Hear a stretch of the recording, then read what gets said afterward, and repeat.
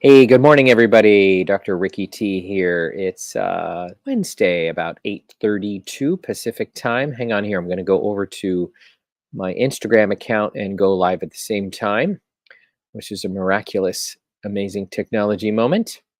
And then, so there I am live. Okay, good. Let me come back to this. So, okay, happy Wednesday, everybody. And I know just to name it and to underline it and to have a moment about it. It's 9/11. We all know 9/11, what 9/11 is about, what happened on 9/11, and it was 23 years ago, right? 23 years ago. And, I'm not going to do a big commentary on 9/11, and we all know it was a horrific day in the world, as we know. But ironically, I was in a room that during that exact morning, the leaders of at the time it was called the Coaches Training Institute. Now it's called Coactive Training Institute. We were all gathered together in a hotel room and doing our work together. Hello, Kimberly. Good morning. You're on Instagram. Good morning.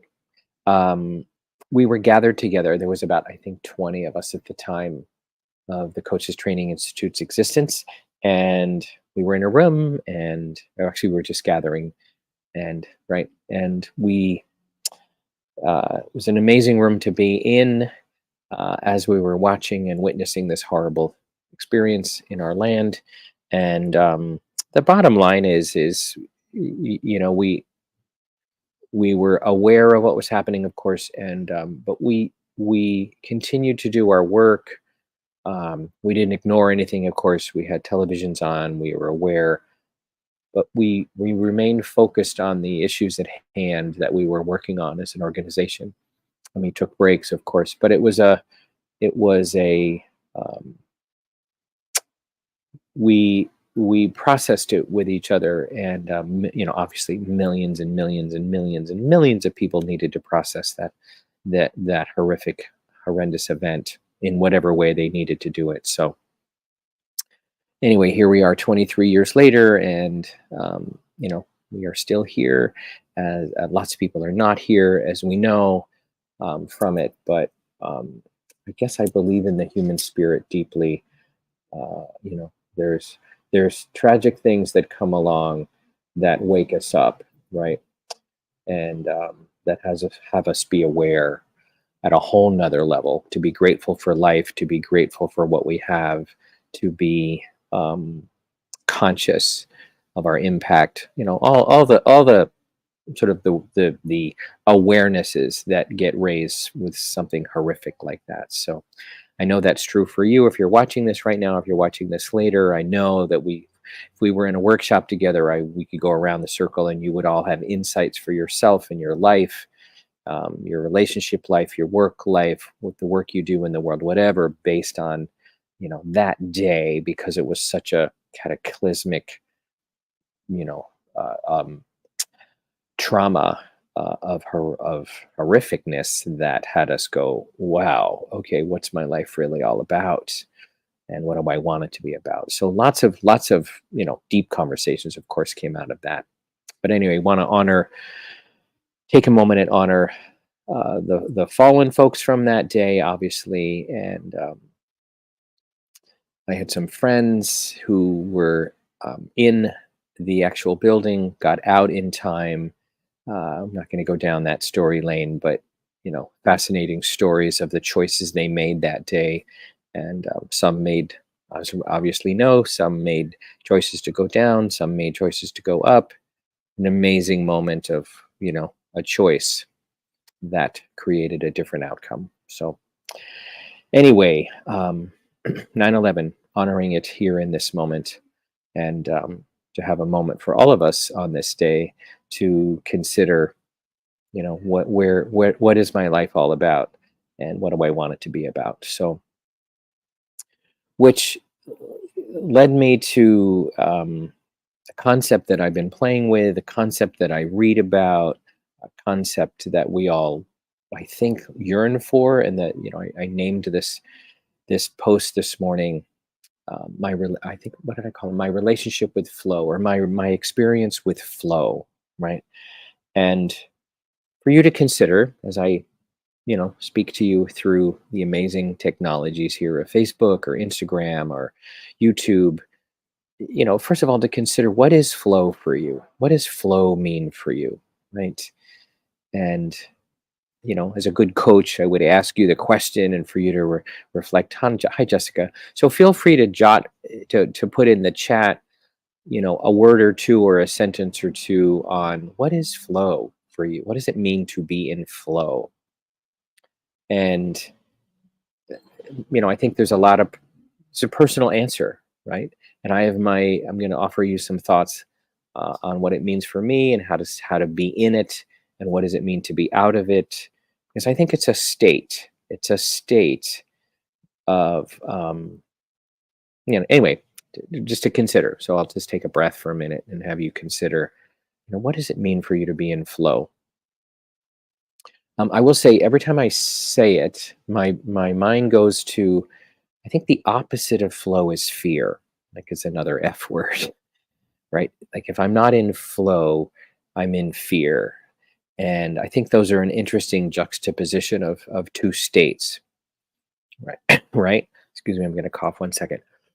Having a little bit of fires here in California, so they're not near us, but the smoke is coming into our area here. So hello, Katie on Instagram. Welcome, welcome.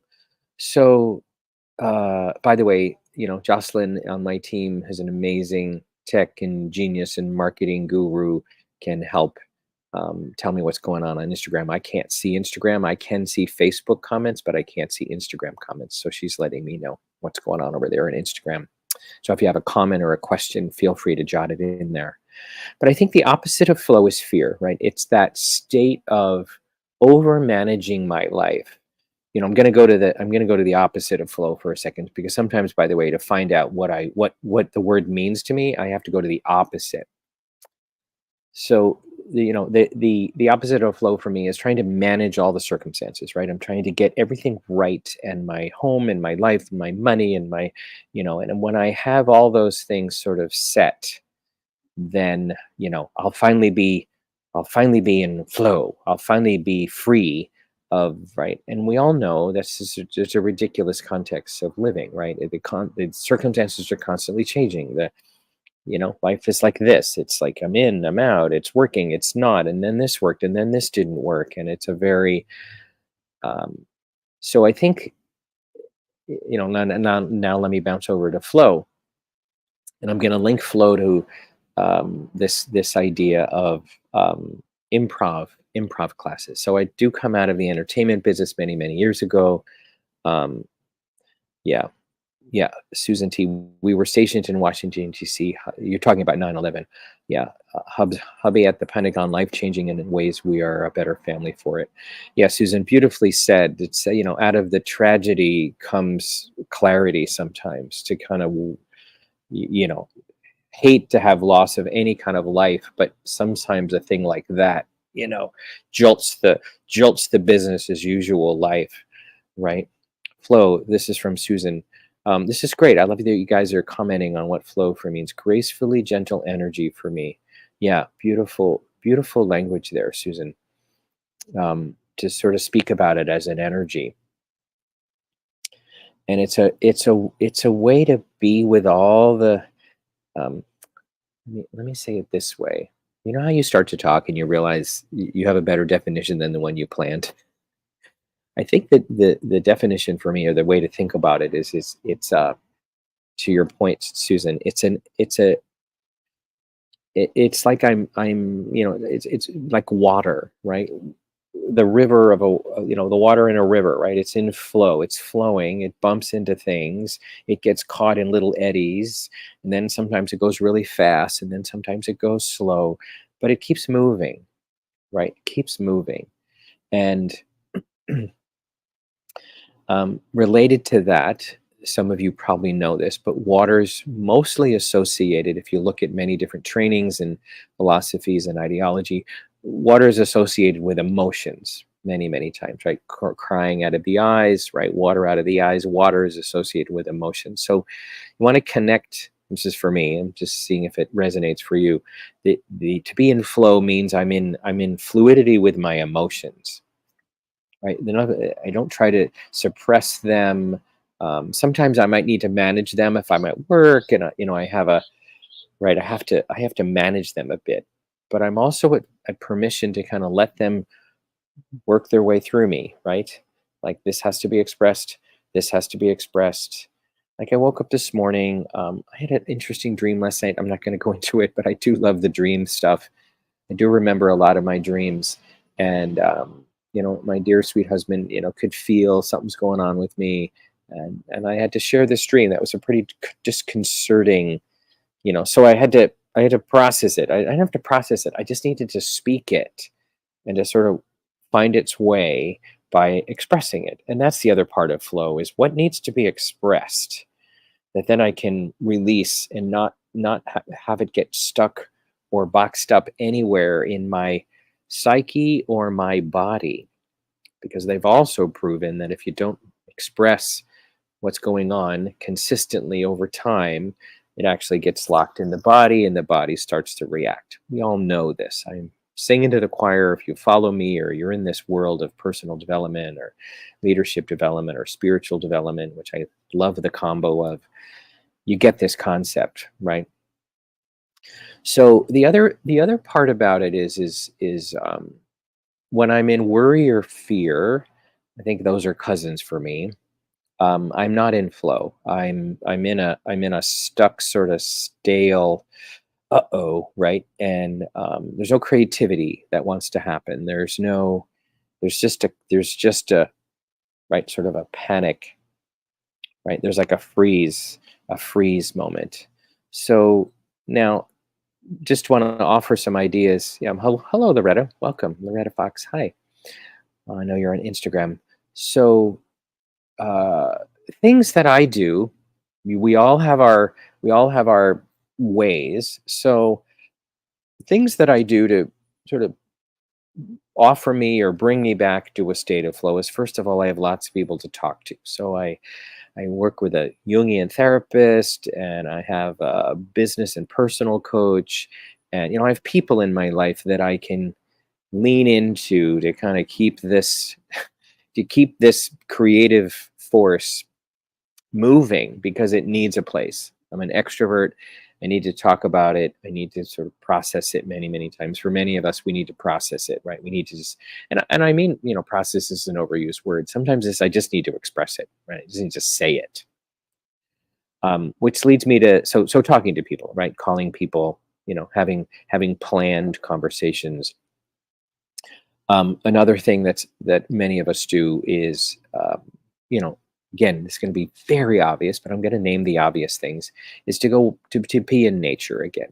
And I don't mean nature like I have to go find the desert. I live in the desert of Palm Springs. I have to go find the desert where there's no houses. No, I just mean like walk outside, be in the palm trees, sort of be in the state of nature, because nature, if you kind of lean into it, it reminds us and it slows us down. And to be very intentional. It's not a walk away from something. I'm not right. Hello, Sharon Sperry. Good morning.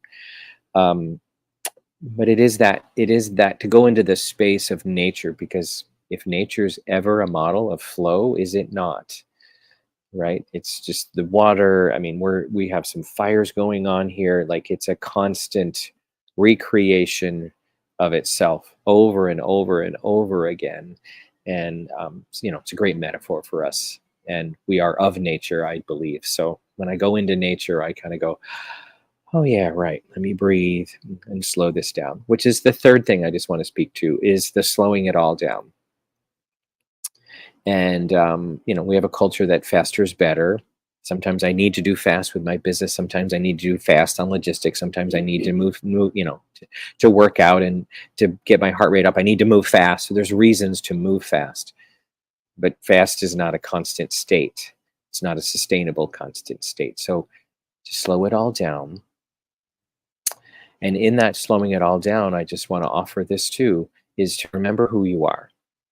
To remember who you are. So when we slow it down and we really lean into you go inside and you go, I am a creative, resourceful, powerful, right, being. And to remember that who we be is that.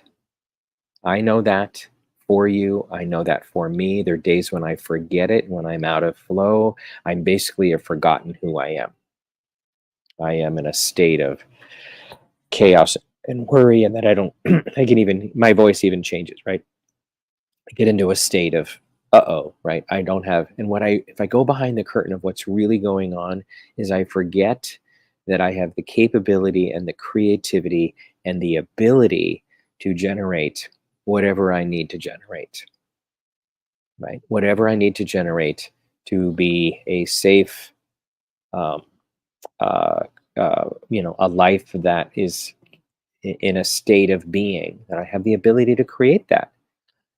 And I know we get caught in the money conversation. When I have this much money, then I'll be, fill in the blank. And when I have this, it starts to get very right. And there's this phrase, I don't know if I heard it from somebody or whether I made it up. I have no idea. But the source of our deepest security is our creativity, not our economy. Right? The source of our deepest security. Sorry for the noise if you can hear that. A truck just went by. The source of the real source of our deepest security is our creativity and not our personal economy. Personal economy, making money, oh my gosh, right? La la la la la. Like we get that, right? And we have enough in the bank and all that, and we invest, and right. It's a good. That's all part of it. But if we just lean into that constantly, and this comes to me a lot because of my personal experience. My dear sweet mom, um, ironically, 9/11, she called me in a panic, and but my mom was very much in a state most of the time of not in flow. She was in worry, especially in the latter years of her life. She didn't have the resources. Like the conscious resources. I mean, like the personal resources, not the economic resources, to real to realize that she was okay. Right? She just thought she wasn't okay. It was interesting. She got older, she got more worried, and I just watched this dear sweet, woman that raised this creature called me, got more fear based as she got older. Not uncommon for people, but as I witnessed that, I went, wow, that's so. I just don't want that for myself. I don't want that for other people. I supported her, called her, tried to calm it down, sent her money when she wanted it, all the right things to do. But boy, didn't have that state of being, um, of realizing. And I'm careful how I say this. I'm not in my mom's. I could never be in my mom's mind, but certainly she portrayed a sense of fear a lot rather than to be in flow. So nature, slow it down. The final thing is, I love to read, and I love to read other people's wisdoms and other people's philosophies. Somehow when I'm in other people's domain, when I get involved in a book, here's a way to think about it. I sort of get pulled into the force field of their philosophy, right? Whether I agree with it or not, but I take it on and I consider it deeply, right? And love books like that, right? And one of the ones I'm reading right now, I don't know if it'll be backwards, but Happy Pocket Full of Money, Infinite Wealth and Abundance in the Here and Now by David Cameron uh, Chikandi, I think is how you say his name. Anyway, I've been reading it, rereading it. It's so not about money; it's about consciousness, right? And why I'm telling you this is when I start to be enriched by other people's philosophies, I feel more in flow. It actually calms me down because there's what I like about that, there's other wise sage people, sagey people who um, can offer me something that I can lean into, right? And If you're in the personal development space and you're a speaker and an author and you're a writer and a coach and all the things that many of us are, if you follow me, when you realize that your own philosophy, your own ideology is what people are leaning into, not just your services, right? So when I lean into other people's philosophies and ideologies, it calms me down. I feel more in flow. There's other people thinking about this stuff, right? And when other people are thinking about this stuff, I'm like, oh, good, I'm not so alone in this. So I am always telling my clients, please be reading two to five books at the same time. Now, you have to be careful. That's my thing, um, but it does. Good morning, Tenelli. Tenelli. I hope I'm saying your name right, or Tenel, or Tenelli. Welcome. I know you're on Instagram. So that's another tip I have on the sort of opening up the aperture of being in flow is to lean into other people's philosophies, right? So related to that, and I just alluded to this, is people. I did a call about this for folks who are coming to our event in October. I do a 2-day virtual event. Which if you're on my email list, you're hearing about it. If you have questions about it, reach out. Rick Tamlin at me. No, Rick at itsallmadeup.com. If you want to ask questions about it, just email me. But I was alluding to this idea that you have philosophy, you have ideology, you have wisdom, you have content that you have tapped into from your own life, from your own experiences, from your own, you know, dance of this thing called life, your own creative understanding about how it works, your own successes, your own failures. You have so much to offer there. How do I know that? Because you are a wise sage of the human spirit, because you are being a human spirit, creating this thing called your life. So you have insight there, you have wisdom there, you have, maybe a workshop from there, you have something. And one of the things that I love to help people remember if they're in the personal growth and personal development space is to uncork that, reveal that, get some of that out. And for many people, that turns itself into a book. It turns itself into a workshop. It turns itself into a retreat. That's the part I love to help people do, is kind of like, okay, let's turn your wisdom into something that other people can experience, right? So related to that, I'm doing a call tomorrow, a free call, right? And I do these calls. I do something like this like every couple weeks, and it's free to my world, and it's called content. I forget. It's about content. Jocelyn's going to put the information here in Instagram, as well as in the Facebook group that you're listening to this through. Um, so I'm going to offer you ways to animate and activate and find your concepts, your content, your wisdom, right? Because it's right there, right? And yeah, the actual name of the call is content that counts. And basically what that means is content that's worth it. Now, I just want to offer this thing that happens to us when we start to step into this space of that I have something to offer, that I have content to share, is, does anybody care? Does anybody want to listen to me?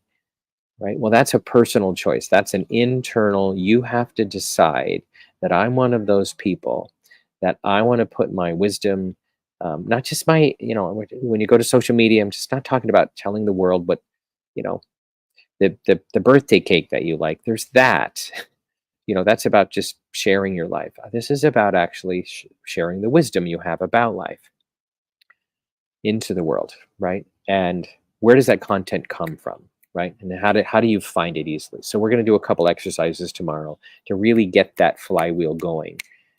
And there's a couple things I'm going to do to sort of have you realize, oh my God, it's right there. It's right there.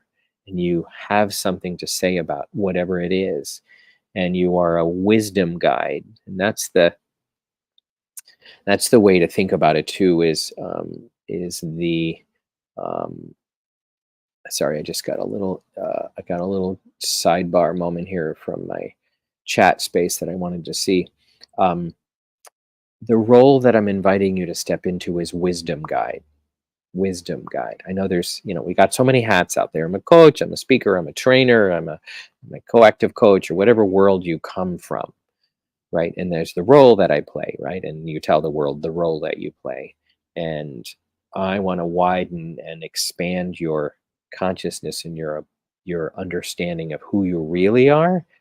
Is you're this wisdom guide that has insights to offer.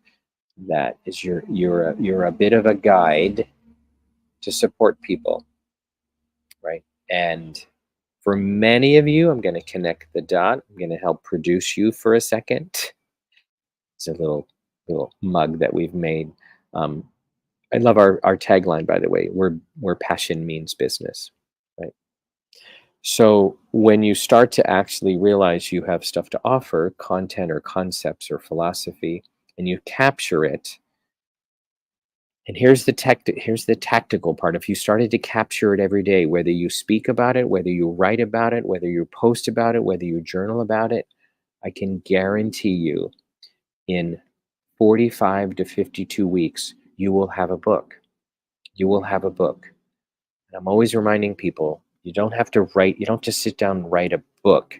You do want to step into the role called wisdom guide, and a book will appear. I know that sounds weird, but a book will come through you when you're committed to supporting other people's lives. So that's just a real tactical, technical thing to kind of realize, oh my gosh. So I'm always telling people, stop writing a book, start being of service, if you will, to supporting people's lives from the context that you're a wisdom guide. So I hope that makes sense. I hope that enlightens you a tad about, yeah, I want to step into that role. I want to step into that more. I have more things I want to offer people, because I know if you're a life coach right now, a lot of people in my world come out of the life coachy space.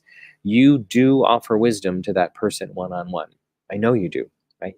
You have insights. You trust your intuition and you go. And now we just need to open up the aperture and go more public with that, because that is the doorway into more people following, m- more people wanting to follow you, because we all know the outcome too is you just want more people to follow you, because ultimately you want more people to quote unquote buy you whatever it is you're selling, whether it's a book, a workshop, a one-on-one coaching program, whatever it is, right? You want to have people actually experience more of you, so they actually want to buy more of you. So I know I turned this into a little bit of a moment of a sort of the sales funnel. You've heard that term, but we do have to offer things into the world consistently, and not always daily, but there's a consistency to this that that starts to up the game.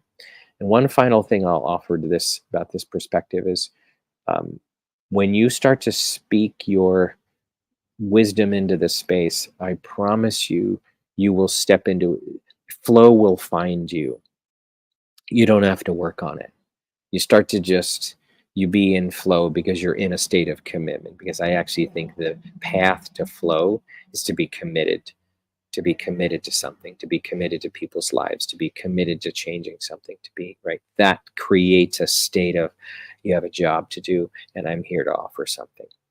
Right. So that's my final wisdom on the stepping into the flow space, is to be committed and then see what wants to happen from there. So, all right, everybody, happy Wednesday. Um, Naming and underlining again this 9/11 moment on this morning on the West Coast here at 9 o'clock. It's noon on the East Coast. And our world changed, as we know, on this moment, on this day from that moment. And sending you all peace, ease, love, health, and wealth to you, your families, your loved ones, your colleagues, your organizations, your teams, your states, our country, and of course to our globe. Because from my perspective, we're all connected and we're all one and we're all impacting each other all the time.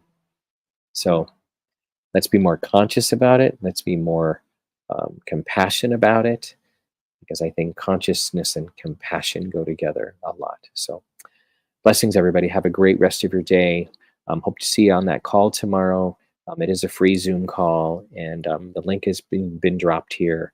And you know what I'm up to? I'm up to you playing a bigger game and helping produce you into the world more. So more to come, everybody. Have a great rest of your day. Give me a moment while I end my little lives here. I have to go over to Instagram. Hang on here. Where do I end Instagram? Hang on here. Justin, I'm having a moment. I'm just going to do it here.